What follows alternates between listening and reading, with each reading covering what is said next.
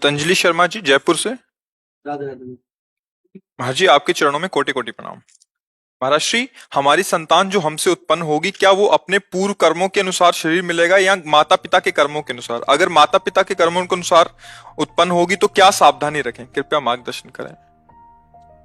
वो तो आएगा अपने ही कर्मों से, पर उसमें दुख और सुख का अनुभव तुम्हारे कर्म उसमें सम्मिलित होंगे। अगर आपने पूर्व में जो जीव पुत्र रूप में आ रहा है उसके साथ अभद्र कर्म किए हैं तो आकर के जीवन भर आपको जलाएगा, आपको दुख देगा। और आपने भद्र माने मंगलमय कर्म किए हैं तो जीव पुत्र बन के आएगा, तुम्हें सुख प्रदान करेगा। अब यदि इस समय भजन कर लो भगवान का तो तुम उसके भी भाग्य को बदल सकते हो और अपने भी भाग्य को बदल सकते हो। ये भजन ही एक ऐसा कर्म है जो सब सुधार देता है। मार्कंडेय ऋषि के पिता महाराज मृकंड ने देखा, बहुत ज्योतिषाचार्य थे, कि 5 वर्ष में मेरे पुत्र की आयु खत्म है, मर जाएगा। बड़ी चिंता हुई कि जीवन भर भजन करते रहे, तपस्या की। पहले प्राय हम सब ऋषियों की ही संतान हैं, रहते गृहस्थ में थे पर पूर्ण ऋषि तपस्वी मुनियों की तरह हम सब ऋषियों की संतान हैं। जब गोत्र पूछा जाए तो देखो नहीं बोलते भरद्वाज गोत्र, याज्ञवल्क्य, हम सब ऋषियों की संतानें हैं।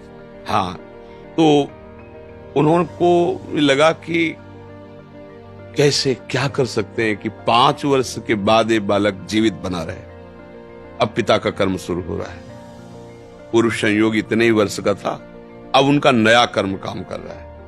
उन्होंने विचार किया, भगवान के भक्तों और संतों में विशेष सामर्थ्य है।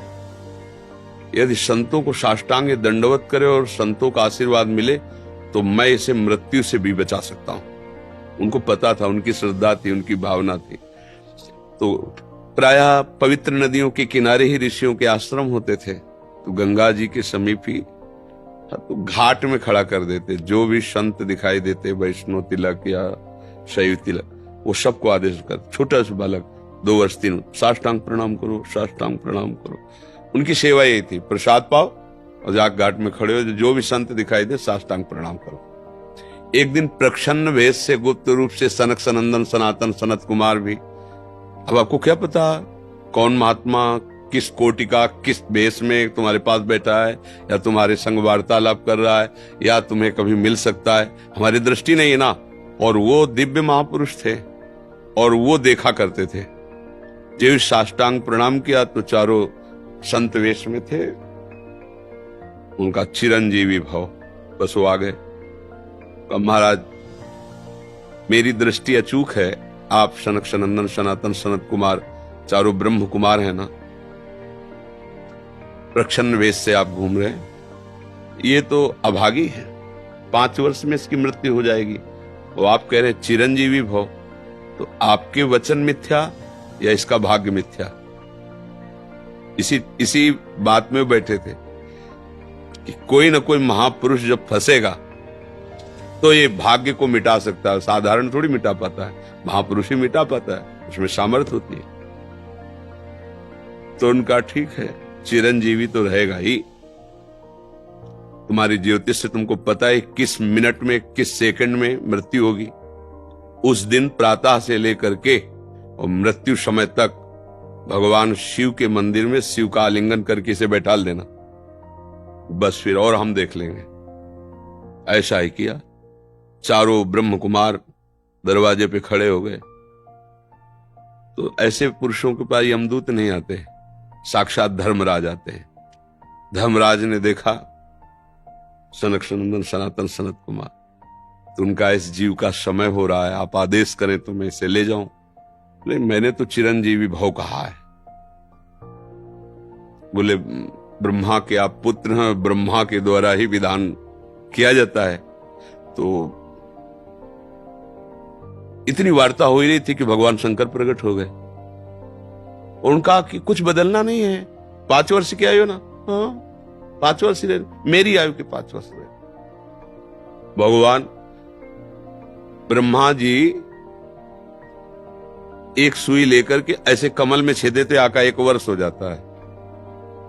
वो क्रम जब समय का नहीं, जैसे उत्तरायण दक्षिणायन, देवताओं के दिन रात, ब्रह्मा जी का दिव्य 100 वर्ष का जो आयु का विवरण है ना, उसको जब पढ़ो तो होश खराब हो जाएगी। एक दिन में 74 मनु बदल जाते हैं, इंद्र बदल जाते हैं एक दिन में। और भगवान का समय, वो जो ब्रह्मा जी का समय, निमेष, पलक झपकना, इतने ब्रह्मा की पूरी आयु हो गई। 5 वर्ष उनके, आज तक मार्कंडेय जी जीवित है, उनको चिरंजीवी ऋषि कहा गया है मार्कंडेय जी का। अगर पिता भगवान का भजन करे तो अपने भाग्य और पुत्र के भी भाग्य को बदल कर जैसा चाहे वैसा कर सकता है। भावी मेट सके त्रिपुरारी। अगर भजन बल है तो फिर आनंद ही आनंद है, नहीं तो दोनों के कर्म संयोग से ही संयोग बनता है। तो मान लो पुत्र रूप में आ रहा है, अभी हमारा आपका पूर्व जन्म का कोई संयोग, तो आपको देखते ही चिढ़ पैदा हो जाएगी। आप ऐसे वचन बोलेंगे कि मेरा हृदय जलने लगे, ये आदमी क्यों आया हमारे सामने? वो हमारा कर्म है जो आपको भी जला रहा है, मेरे को भी जला रहा है, दोनों में द्वेष पैदा कर रहा है। और अगर अच्छा देखते ही ऐसा लगा कि मानो हमने बहुत समय से अपने प्रियजन को बाद में देख, ऐसा लगता है ये तो हमारे बहुत प्रिय, और देखकर आनंद है, आप जाओगे खुशी हुई, हमारे खुशी हुई, क्या हुआ?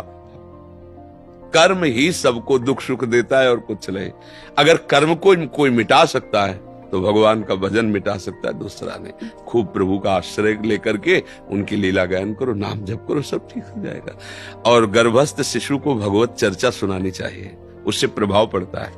जैसे माँ गर्भवती है तो चाहिए कि स्वयं स्वाध्याय करे, या फिर परिवार के जन कथा कह रहे हो, चुपचाप शांति से बैठ के सुने और नाम जप करे, तो गर्भस्थ शिशु पर उसका प्रभाव पड़ता है। जैसे प्रहलाद जी जब कयाधु जी के गर्भ में थे तो नारद जी अपने आश्रम में लेकर के उनको भगवत चर्चा भक्ति का उपदेश किया, तो ऐसे महान भागवत 5 वर्ष में विश्व विजेता हिरण्यकश्यप को परास्त कर दिया।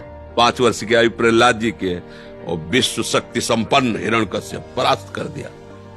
अभिमन्यु जी गर्भ में ही थे, चक्रव्यूह का वेदन की क्रिया बताई तो 6 द्वार वेदने की क्रिया तक वो जगती रही, 7वें विश्व हो गई। तो फिर वो मतलब गर्भस्थ शिशु पर बाहरी चर्चा का प्रभाव पड़ता है, बाहरी आचरण का प्रभाव पड़ता है। यदि हम नाम कीर्तन, भगवत चर्चा, भगवत कथा वार्ता, तो उसमें भक्ति का अंकुरण हो जाएगा, गर्भस्थ शिशु में उसका प्रभाव पड़ जाएगा।